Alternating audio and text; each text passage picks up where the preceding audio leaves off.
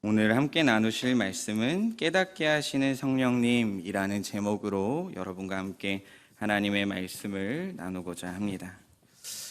깨달음이란 사물의 본질이나 이치 따위를 생각하거나 궁리해서 알게 하는 것, 그것을 말하죠.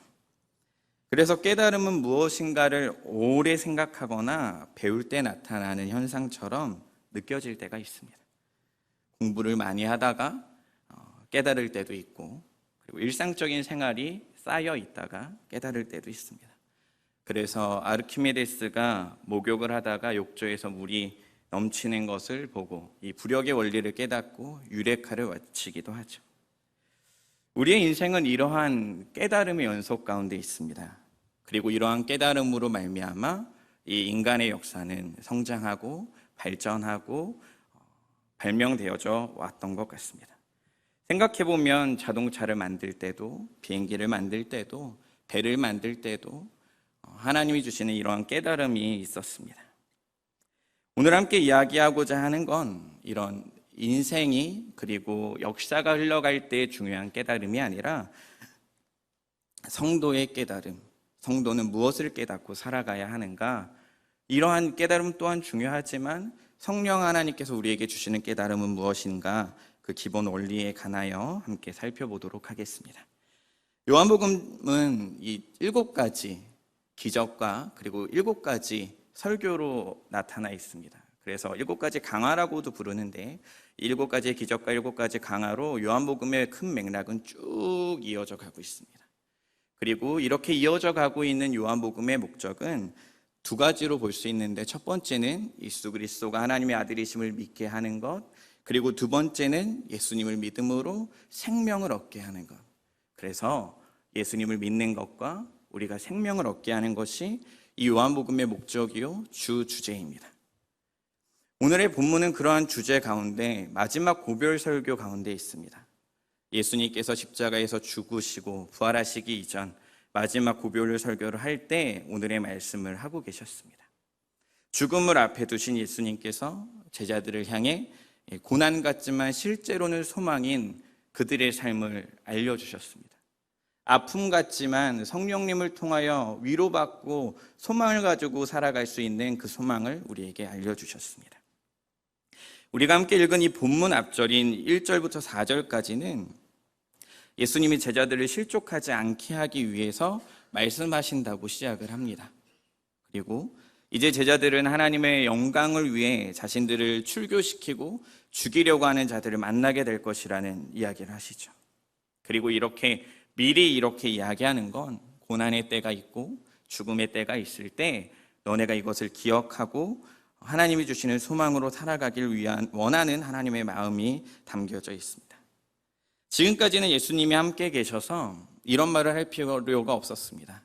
하지만 이제는 예수님께서 보내심을 받은 대로 다시 돌아가셔야 하기에 예수님께서는 이 말씀을 시작하고 계십니다. 우리 함께 5절의 말씀 읽어보도록 하겠습니다.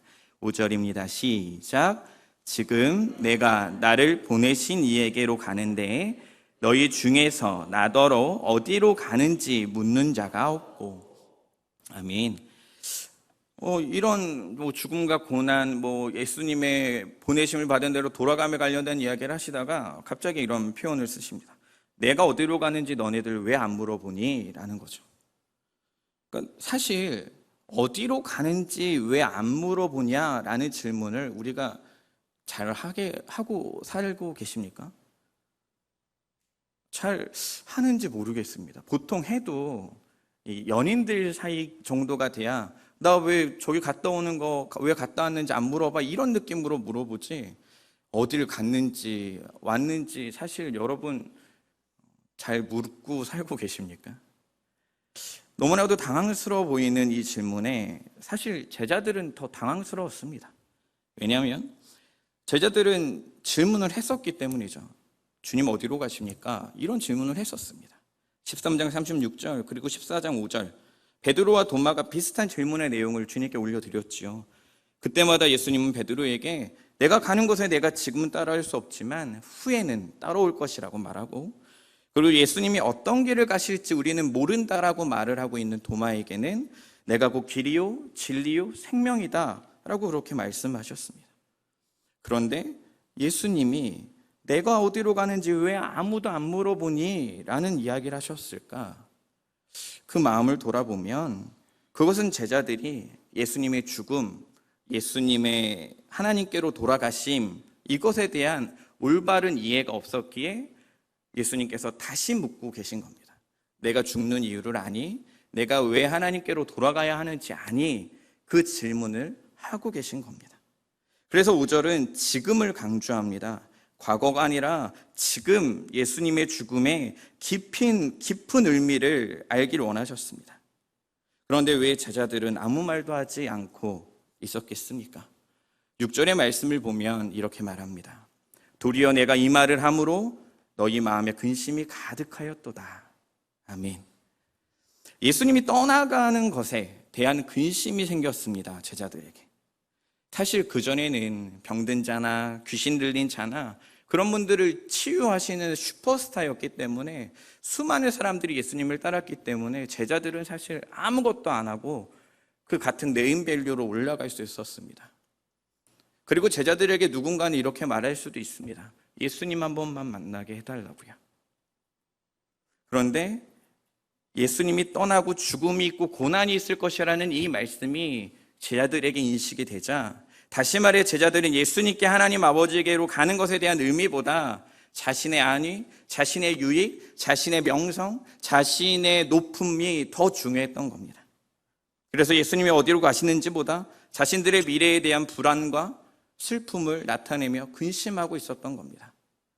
예수님보다는 자신들의 안위가 너무나도 중요했던 것이죠. 그래서 예수님께서는 제자들에게 예수님의 떠나심이 유익하다는 이야기, 왜 내가 떠나야 하는지, 그리고 나로 인하여 전달되어지고 있는 복음, 예수 그리스도로 말미암아 전달되어지고 있는 이 복음은 무엇이 핵심인지에 관련되어 성령님을 통해 이야기를 풀어가고 계십니다. 우리 함께 7절 읽겠습니다. 7절입니다. 시작. 그러나 내가 너희에게 실상을 말하노니 내가 떠나가는 것이 너희에게 유익이라. 내가 떠나가지 아니하면 보혜사가 너희에게로 오시지 아니할 것이요 가면 내가 그를 너희에게로 보내리니. 아멘. 7절에서 예수님께서는 자신이 떠나가야 한다. 그래야 다른 보혜사가 오고 그가 오는 것이 유익하다라고 말을 하죠. 여기서 보혜사는 성령님을 말합니다. 그리고 이 보혜사의 한자의 뜻을 풀어보면 보호하시고 은혜를 베풀고 가르치시는 분이란 의미를 가지고 있습니다. 그래서 이 한자적인 표현인 보혜사라는 명칭은 성령님의 사역을 잘 표현해 주고 있지만 이 원어적인 의미로 이 성경에 쓰여진 원래 언어적인 의미를 찾아보면 조금 아쉬운 부분이 있어 그 부분을 잠시 설명드리고자 합니다. 헬라어로 파라클레토스라고 말을 합니다. 실질적으로는 이 피고 측의 변호인을 향하여 이 단어를 썼고, 그리고 대중들은 이 단어를 쓸 때 도움을 요청하기 위해서 부르는 사람을 그렇게 사용했습니다. 그러니까 변호인이거나 도움을 주는 사람을 이 단어로 사용했다라는 거죠. 또한 이 파라클레토스의 단어를 이렇게 쪼개어 보면 곁에 있다라는 단어, 그러니까 뭐뭐 곁에라는 의미의 단어, 그리고 부르짖다, 속삭이다라는 단어가 이렇게 합쳐진 단어입니다. 그래서 그 뜻을 이어서 보면 곁에서 부르짖는 자, 그리고 혹은 속삭이는 자로 말을 합니다. 그래서 이 언어는 사실상 능동적으로 사용되기도 하고 수동적으로 사용되기도 합니다. 그래서 어떤 부분에서는 굉장히 부르짖음의 모습으로, 그리고 어떤 부분에서는 속삭이는 모습으로 등장하게 되기도 하죠. 그렇다면 우리가 보고 있는 요한복음에서는 이 보혜사 성령에 관해 어떤 이야기를 하고 있을까요? 요한복음을 쭉 묵상하다 보니 저는 이 단어가 너무나도 중요하게 보였습니다. 요한복음 14장 16절인데요. 그 말씀에는 이런 이야기를 합니다. 다른 보혜사가 있다라는 것. 다른 보혜사를 보내신다라는 의미.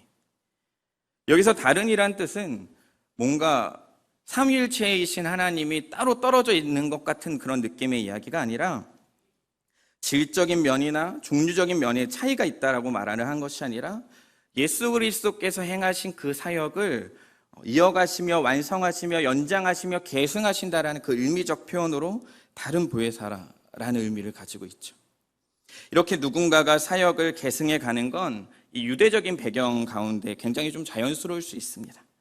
모세 사역을 계승하고 이어갔던 여호수아 그리고 엘리야와 엘리사의 관계도 비슷하게 볼 수 있겠죠.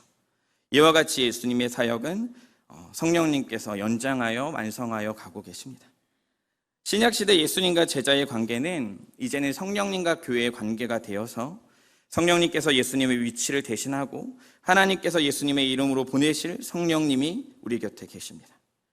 그리고 그분이 이제부터 어떤 사역을 하게 되실지 두려워하고 근심을 가지고 있는 제자들을 향하여 참된 복음의 원리 가운데 무엇이 중요한지에 관하여 예수님께서 8절부터 11절까지 말씀하십니다. 우리 함께 읽어보겠습니다. 시작. 그가 와서 죄에 대하여 의에 대하여 심판에 대하여 세상을 책망하시리라. 죄에 대하여라 함은 그들이 나를 믿지 아니하며 의에 대하여라 함은 내가 아버지께로 가니 너희가 다시 나를 보지 못하며 심판에 대하여라 함은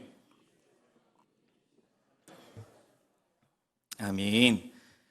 성령님은 이 제자들과 설교자들을 통해 세상을 책망하실 겁니다. 그래서 사람들로 하여금 복음을 듣게 하고 믿게 하시는 역할을 하게 됩니다.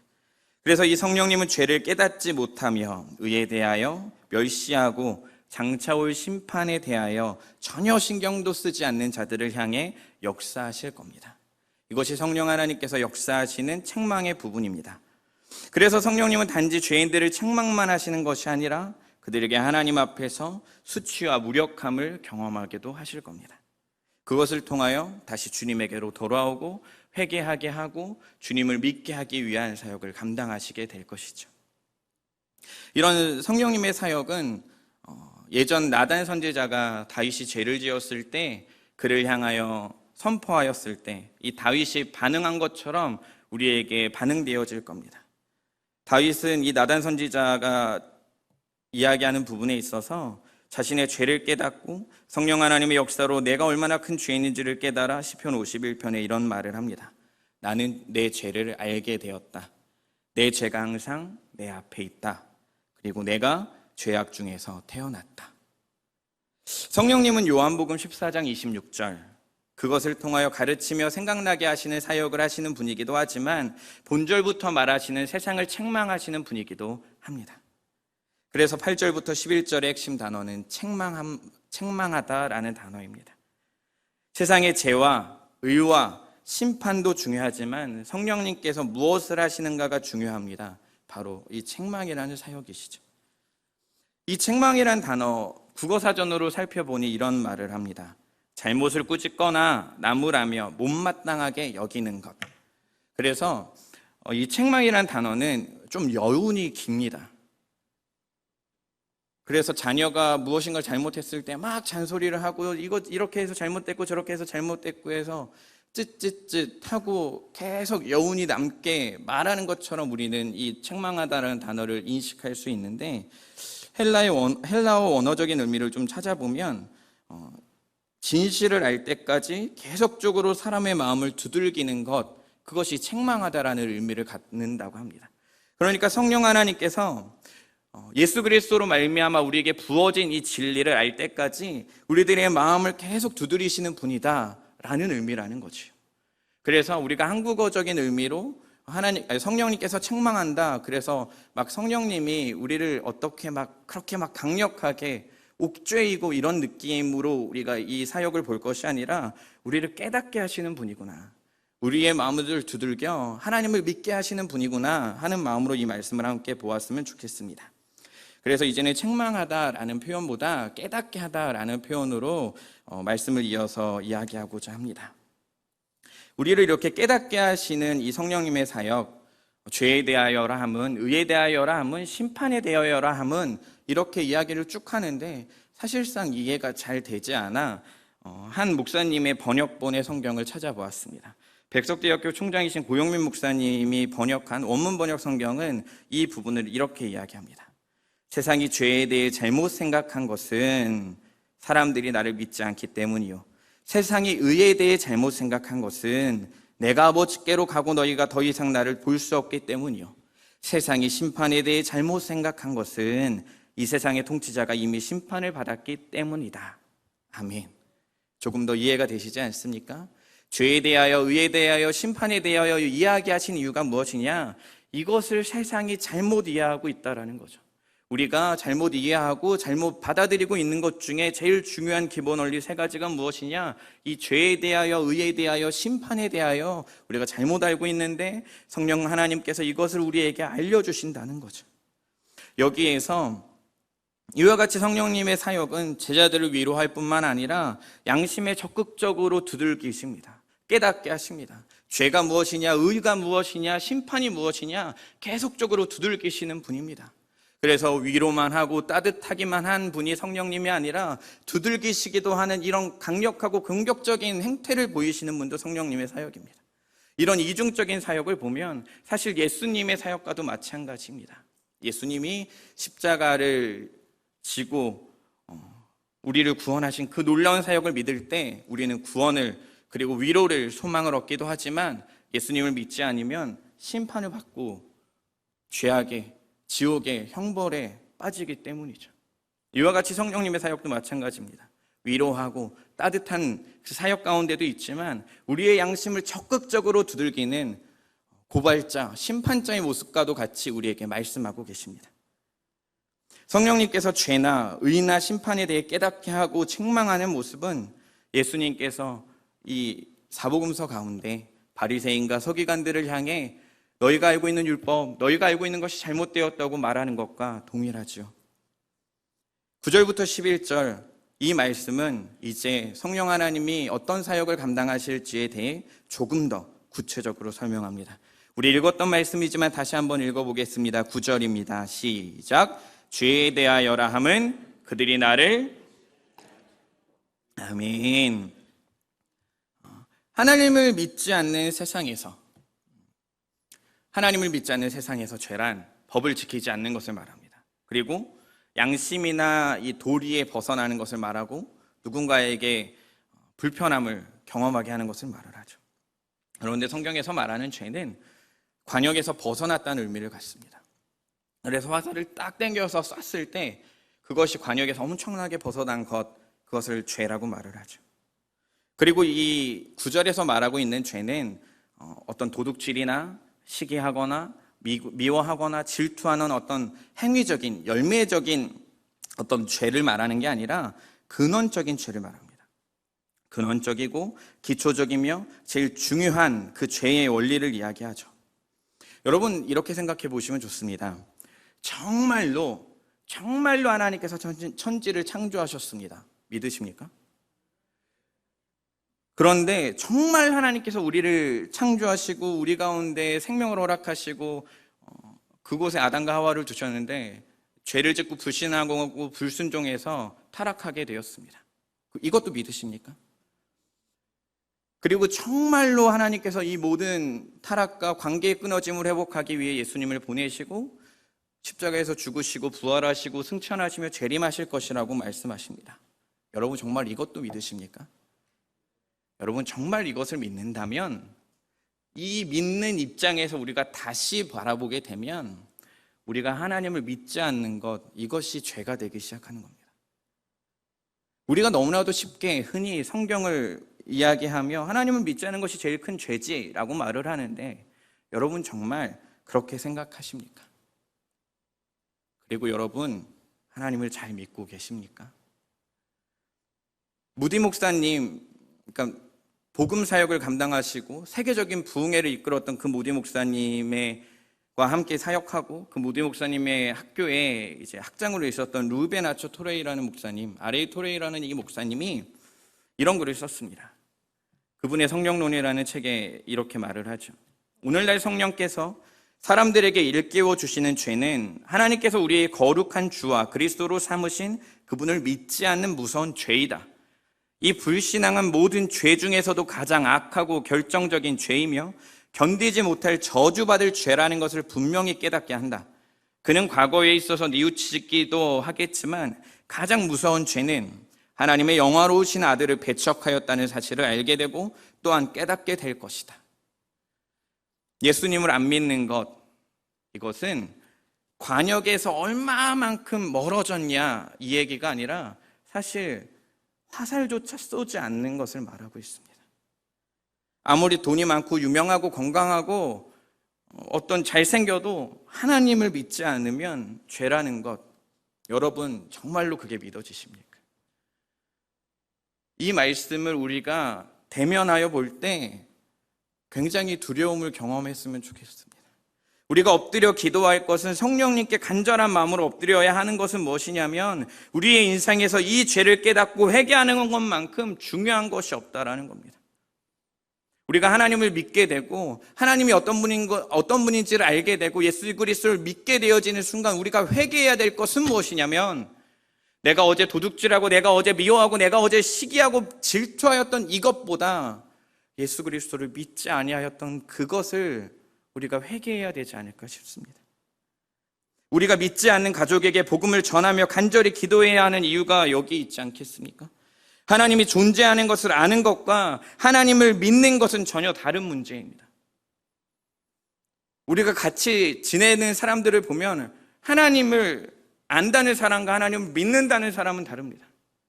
아, 그래, 하나님 알아 라는 것과 하나님을 믿는다는 것은 전혀 다른 개념이 되어지는 겁니다. 첫 번째, 성령 하나님께서 우리에게 깨닫게 하시고 책망하시는 그 사역은 무엇이냐? 예수 그리스도를 믿는 것, 예수 그리스도를 믿지 않는 것이 죄임을 우리에게 깨닫게 하시고 알게 하신다는 것이죠. 우리 10절 함께 읽겠습니다. 10절입니다. 시작. 의에 대하여라 함은 내가 아버지께로 가니 너희가 다시 나를 보지 못함이요. 아멘. 사람들은 자신의 기준에 따라 의롭게 살아갑니다. 의롭다라고 하는 것은 죄가 없다, 착하게 산다, 선하게 산다, 요 정도로 생각할 수 있겠죠. 그래서 유교 사상이 팽배한 우리나라 같은 경우는 옳은 이자를 너무나도 좋아해서 인간의 행위로서 마땅히 해야 할 일을 행하는 것, 그것을 의라고 말을 합니다. 그리고 성경이 쓰여진 그 지역의 유대인들은 율법을 지키는 것을 의라고 말을 합니다. 이 외에도 이방인들 하나님을 믿지 않더라도 도덕적인 것을 지키는 것을 의롭다라고 말을 합니다. 그런데 우리가 생각해야 하는 말씀이 하나 있습니다. 마태복음 5장 20절입니다. 함께 찾아보겠습니다. 마태복음 5장 20절.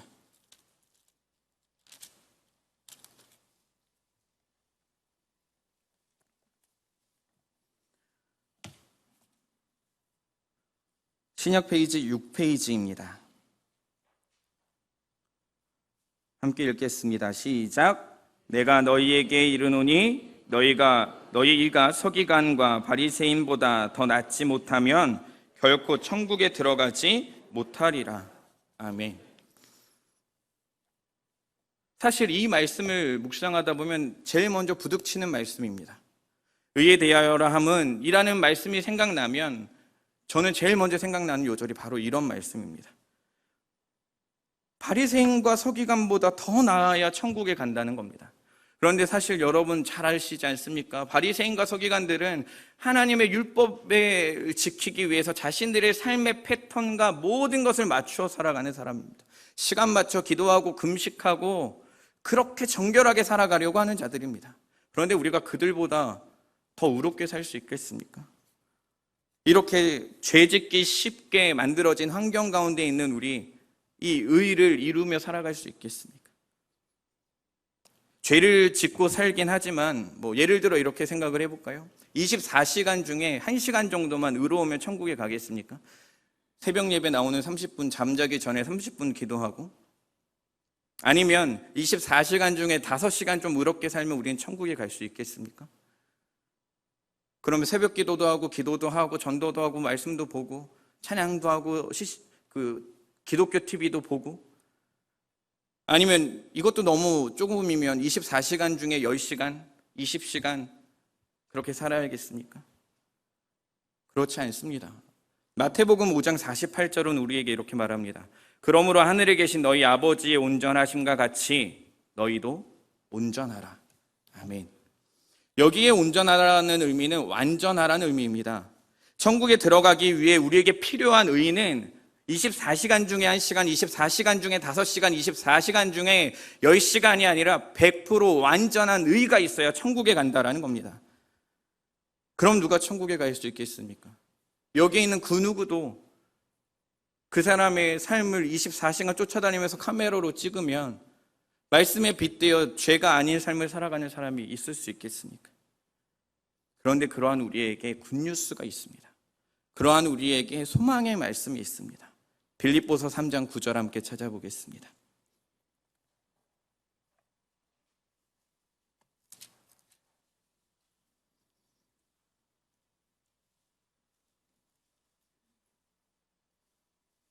신약 페이지 321페이지입니다. 빌립보서 3장 9절의 말씀 다 같이 읽겠습니다. 시작.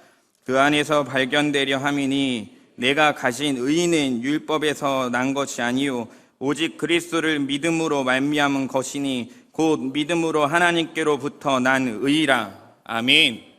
할렐루야입니다.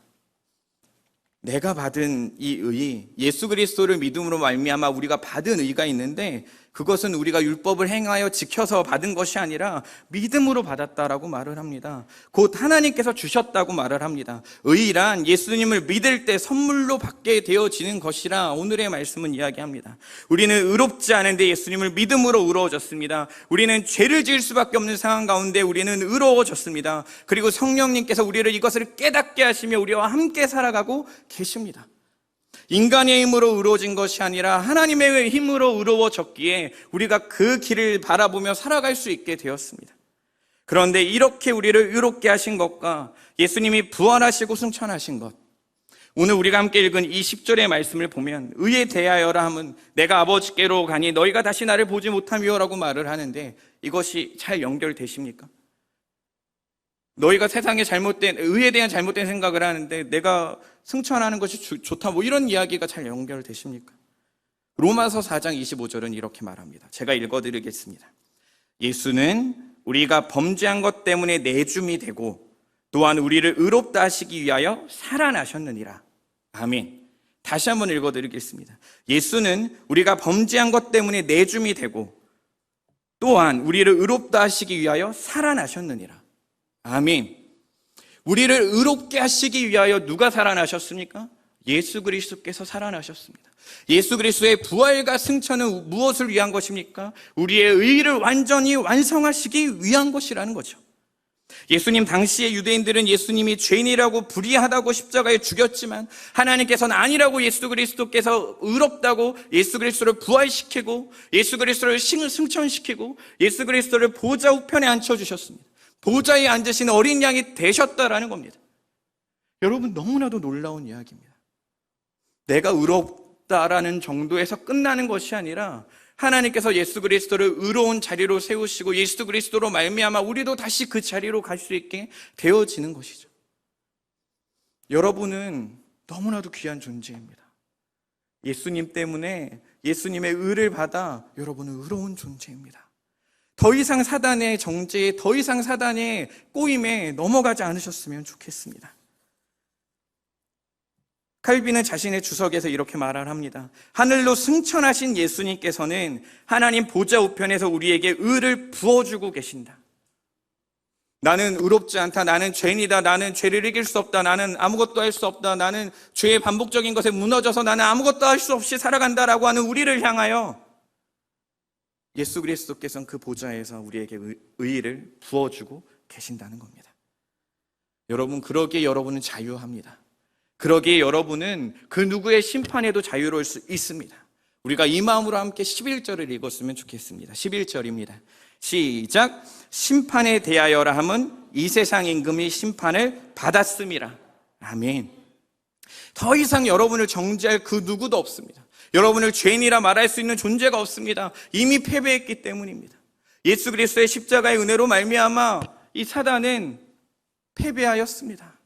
여러분, 우리는 그 사이를 살아가고 있습니다. 그 이미와 아직 사이에 우리는 그 삶을 살아가고 있습니다.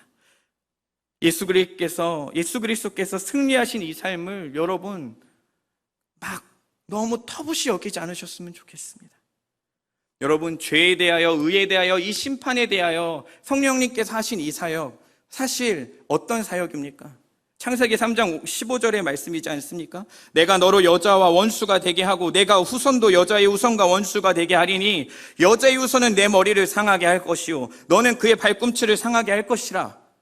이 원시의 복음, 이 원복음을 예수 그리스도의 사역으로, 성령님의 사역으로 우리에게 온전하게 이루어질 수 있도록 함께하고 계십니다.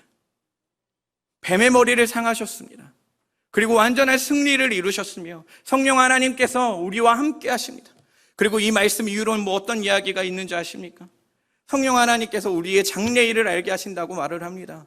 우리의 미래일을 알게 하신다고 말을 합니다. 우리의 종말의 때에 어떤 일이 일어날지를 알게 하신다고 말합니다. 그리고 우리와 영원히 함께 하시며 우리의 속에 함께 계시며 우리가 오늘 성시교독에서 읽은 것처럼 우리가 아빠 아버지라 부를 수 있게 된 이유, 바로 이 성령님의 사역 가운데 있는 것입니다. 여러분, 오늘의 말씀을 정리하겠습니다. 성령 하나님께서 깨닫게 하시는 것을 깨닫는 한 주가 되시길 바랍니다. 성령 하나님께서 여러분에게 말씀을 통하여 보여주시는 그 삶을 경험하실 수 있기를 원합니다. 코로나로 인하여 수많은 사람들이 교회를 욕합니다. 그럴 때일수록 우리가 어떤 삶을 살아야겠습니까? 하나님의 말씀을 의지하여 그 말씀에 비추어 함께 살았으면 좋겠습니다. 예수님을 믿지 않는 것은 죄입니다. 의롭지 않으면 천국에 갈 수 없습니다. 세상의 임금인 사단은 이미 패배했습니다.